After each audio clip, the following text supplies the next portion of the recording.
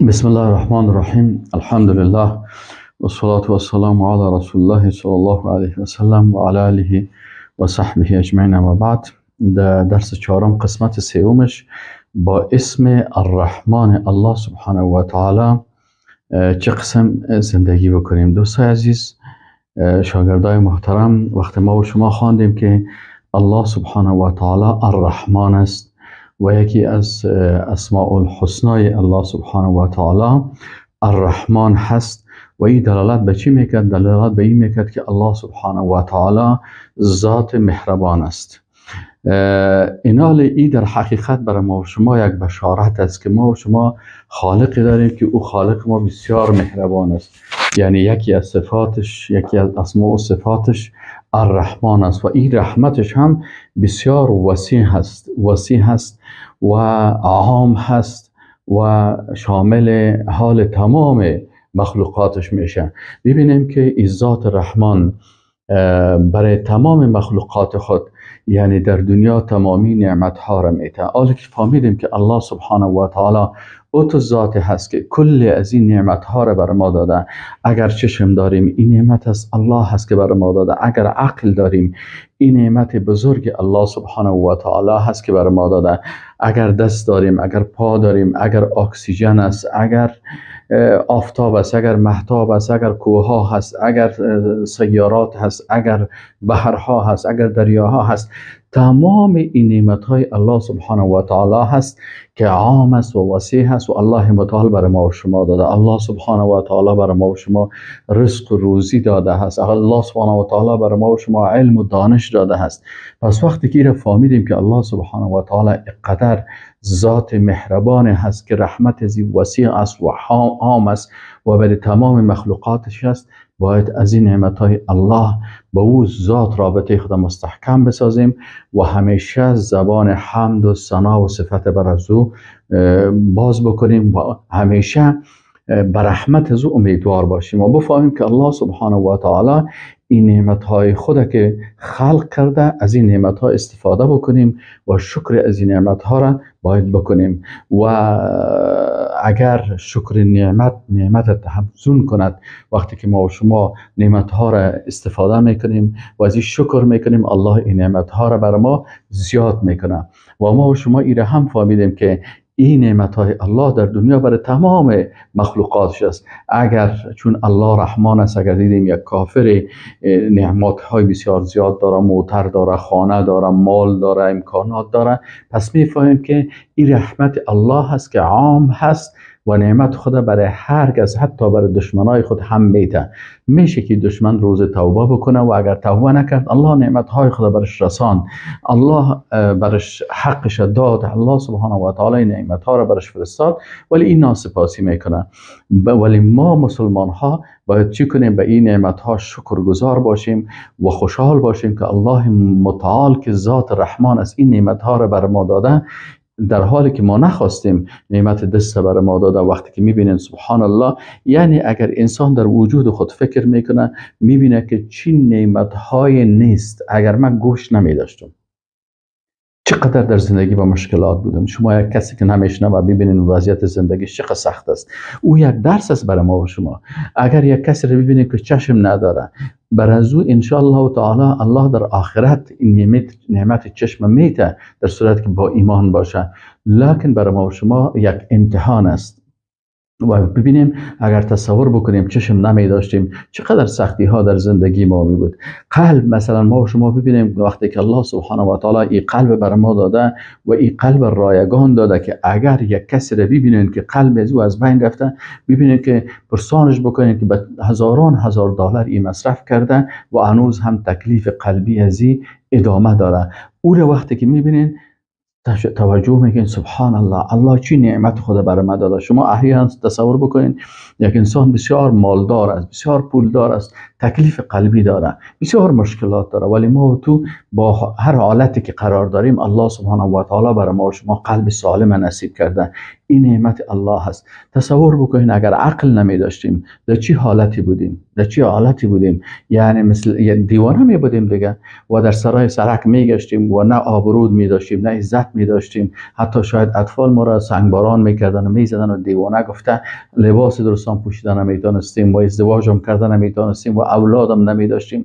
ببین این نعمت عقل الله سبحانه و تعالی برای ما و شما داده. اینال شکر از این نعمت ها چه قسم میشه که با این ذات رحمان ما و شما زندگی بکنیم؟ شکر هر نعمت چه وقت ادا میشه؟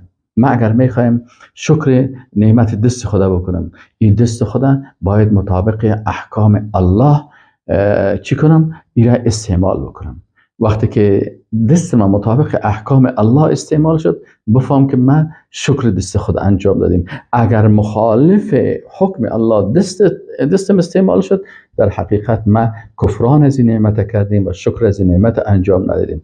انگشت خدا، اگر ما مثلا در موبایل خود کار میکنیم، اگر در موبایل خود آیات قرآن، در سایه عقیده، اسماء الله الحسنا، فهم الدین، علوم درست، ساینس، تکنولوژی، مسائل را با انگشت خود از اینجا پیدا میکنیم که در اون منفعت خود ما هست، منفعت دنیا و آخرت ماست. ما همین انگشت خود مثبت استعمال کردیم و اگر ایرم مثلا به سایت های غلط میبریم، چیزهای غلط سیل میکنیم، در حقیقت ما شکر از این انگشت خدا نکردیم. یعنی چی کردیم؟ غلط معرفی کردیم. شکر نعمتت افزون کند. چی مانا؟ یعنی اگر امین نعمت های الله را شکرش در دنیا بکنی، در آخرت هم الله متعال برات این نعمت ها را میده.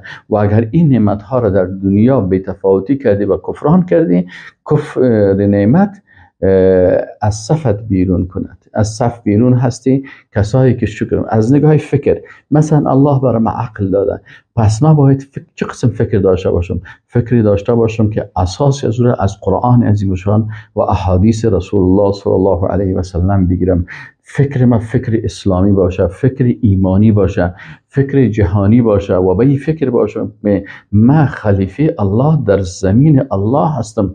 چیست وظیفه من؟ وظیفه من ای است که حکم الله را در زمین الله مطابق اوامر الله من چی کنم؟ من تطبیق بکنم. از افکار قوم پرستی، سم پرستی، زبان پرستی، این افکاری که شیطانی است از این دوری بکنم. به این شکل ما میتونیم با اسم الرحمن الله سبحانه و تعالی زندگی بکنیم.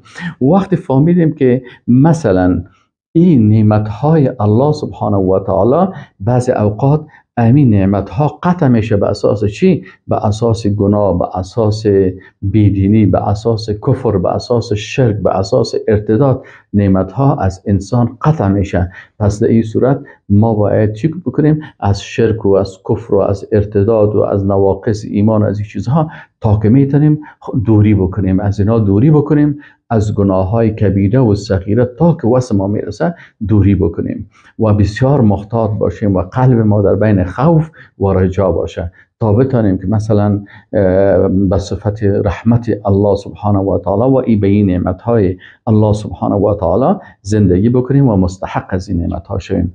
و ایرم فهمیدیم که باز این نعمت های الله، همین رحمت الله در آخرت خاص است برای کی؟ خاص است برای مؤمنین. پس اینجا باید در ایمان خود بسیار سعی و تلاش بکنیم، در عقیده توحید بسیار سعی و تلاش بکنیم، عقیده توحید بسیار درست بفهمیم، عقیده که در قرآن است و در سنت است از این بسیار استفاده بکنیم. چرا؟ حبیب ما و شما، دوست ما و شما، رسول الله صلی الله علیه و سلم، اللهم صل و سلم علی هذا النبی الکریم و علی آله و صحبه اجمعین، این دوست ما و شما برای ما و شما چی گفت؟ گفت ترکت فیکم ما ان تمسکتم بهما لن تضلوا ابدا. من برای شما چیزهایی را ترک کردم که اگر شما به او تمسک ببرزین هیچ وقت گمراه نمیشی. او چی هست ای رسول الله صلی الله علیه و سلم؟ کتاب الله و سنت. یکی کتاب الله هست و دیگه سنت رسول الله صلی الله علیه و سلم است. این کتاب الله که الله ای را حفظ کرده و تا روز قیامت را حفظ میکنه، عقیده صحیح توحیدی در قرآن عظیم شان است و احادیث صحیح رسول الله صلی الله علیه و سلم که در طول 14-15 قرن علما زحمت کشیدن و احادیث صحیح را برای ما و شما چی کردن؟ جمع کردن. امام بخاری رحمت الله علیه، امام احمد ابن حنبل رحمت الله علیه، امام مسلم رحمت الله علیه، امام نسائی، امام ابو داود، امام ابن ماجه، امام حاکم نیشابوری. سبحان الله، این محدثین گرامی، الله از ما از اینا راضی باشه و الله متعال سر کل از اینا رحمت خدا بفرسته. ببینید که برای ما و شما احادیث صحیحه را با بسیار زحماتی که در زندگی خود کشیدن، این برای ما و شما آماده کردن که تا ما و شما از این احادیث صحیح رسول الله صلی الله علیه و سلم استفاده بکنیم. بناهن هر وقتی که از کتاب الله عقیده خدا میگیریم و از سنت رسول الله صلی الله علیه و سلم عقیده و عمل و اخلاق و نظام و زندگی و حیات خدا از اینا میگیریم، در حقیقت ما و شما چی کردیم؟ شکر نعمت های الله را ادا کردیم و هرگز رسول الله صلی الله علیه و سلم و ما ینطق عن الهوى، حبیب الله هست، از دل خود گپ نمیزنم، برش وحی میگه چی میگه؟ لن تضلوا ابدا، ابدا شما گمراه نمیشید. اما اگر رفتی فلسفه را خواندی و کتابای فیلسوفا را خواندی و به افکار فلسفی که یکیش عقل گرا هست، یکیش حس گرا هست، یکیش قلب گرا هست، یکیش علم گرا هست، یکیش علم العیاذ بالله خدای خود جور کرده، یکیش عقل خدای خود جور کرده، یکی حس خدا و مادیات العیاذ بالله معبود خود جور کرده. اینی مردم ها را وقتی که ببینی به هزارها راه های غلط و ظلمات و تاریکی ها هست، هدایت و روشنی در چی است؟ در کتاب الله هست. لن تضلوا ما تمسکتم بهما، این توصیه رسول الله صلی الله علیه و سلم است.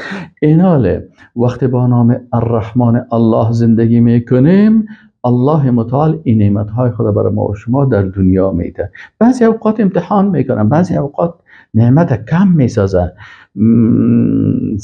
ز حکمت گر ببندد دری، ز حکمت گر ببندد دری، بر رحمت گشاید در دیگری. اگر الله سبحانه و تعالی دروازه یک نعمت به خاطر حکمتی که داره سر ما بسته میکنه، دروازه های دیگی رحمت خدا الله سبحانه و تعالی برای ما باز میکنه. همیشه با صفت الرحمن الله سبحانه و تعالی به این قسم زندگی میکنیم و وقتی که فهمیدیم که الرحمن نعمت های خاص خدا در آخرت برای بنده های مؤمن و موحد خود میده، عقیده توحیدی رو بسیار کوشش میکنیم که یاد بگیریم. رسول الله صلی الله علیه و سلم 13 سال درس لا اله الا الله، این لا اله الا الله را بر صحابه درس توحید میداد. چرا؟ چون الله میگفت که فعلم انه لا اله الا الله، نیست هیچ معبودی به حقی که ذاتش عبادت شود و شریعتش اطاعت شود الا الله، بغیر از الله سبحانه و تعالی. و اگر ما و شما با عقیده توحید مطابق احکام الله زندگی بکنیم و احکام الله را سر خود تطبیق بکنیم و در تطبیق احکام الله فریبکاری و چال نکنیم مثل علمای بنی اسرائیل و مثل جهلای نصرانی ها که اونا از جهل خود بر خود قانون می ساختن و دیگر علمای یهود که بودن احبار، اینا با وجود که علم داشتن لکن به خاطر منافع دنیوی، به خاطر ای که مثلا درباری ها را راضی بسازن، به خاطر ازی که پول و مال مردم از جیبایشان بگیرن، حق باطل می ساختن، باطل حق می گفتن. به این شکل این قسم نکنیم. از غیر مغضوب علیهم که علمای یهود بودن که ضد شریعت الله کار میکردن و ضالین از اونمو پیرها و راهبای نصرانی ها، همیشه ما و شما در 5 وقت نماز خود از الله دعا میکنیم که اهدنا الصراط المستقیم صراط الذین انعمت علیهم من النبیین و الصدیقین و الشهداء و الصالحین غیر المغضوب علیهم، نه مغضوب علیهم که اینا ای کسها بودن. پس ما و شما صادقانه با الله، مخلصانه با الله سبحانه و تعالی هر حکم الله را بالای خود اول تطبیق بکنیم و بر دیگر دوستا تبلیغ بکنیم و دیگران را هم به دعوت از او به عمل کردن به او دعوت بکنیم. به این شکل ان شاء الله تعالی ما میتونیم که از صفت رحمان الله سبحانه و تعالی به این شکل استفاده بکنیم. و السلام علیکم و رحمت الله و برکاته.